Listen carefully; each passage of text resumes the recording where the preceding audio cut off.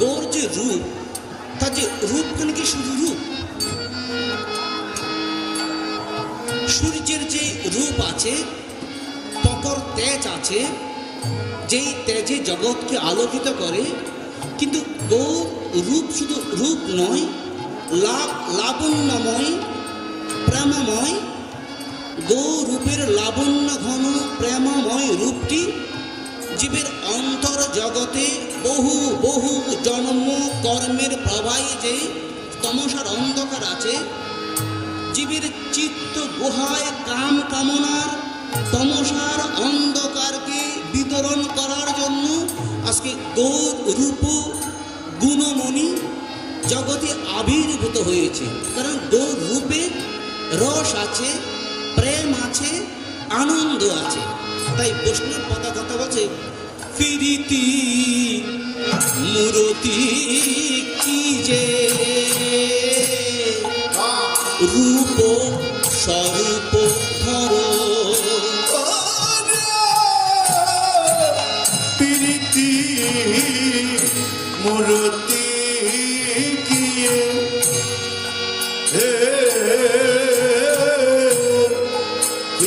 রূপ রূপ ধর,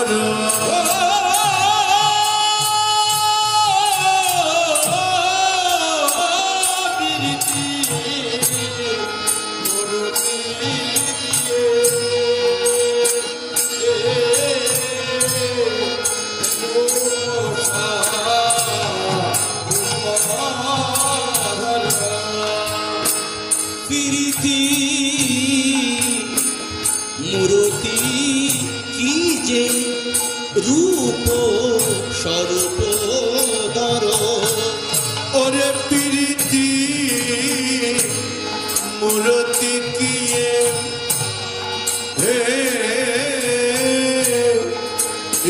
রূপ রূপ ধর, মূরতি ধরেছে,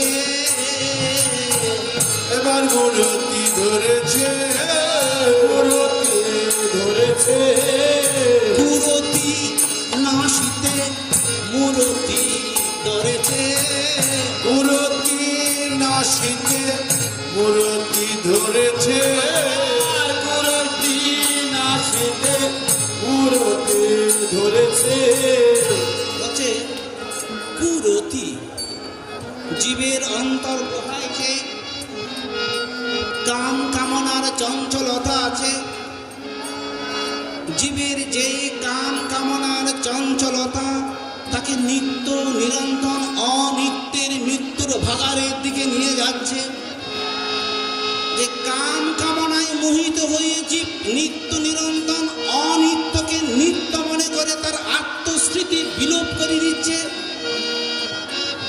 আমার গৌর হরি সেখানে জীবের এই কুরতি অর্থাৎ অনিত্য বস্তুতে তার যে আসক্তি, এই অনিত্য বস্তুতে আসক্তিকে বিনাশ করার জন্যই গৌর হরি আমার মূরতি ধরেছে, অর্থাৎ জীবের অন্তর গুহাকে অতীন্দ্রিয় অপ্রাকৃত প্রেমে উজ্জীবিত করে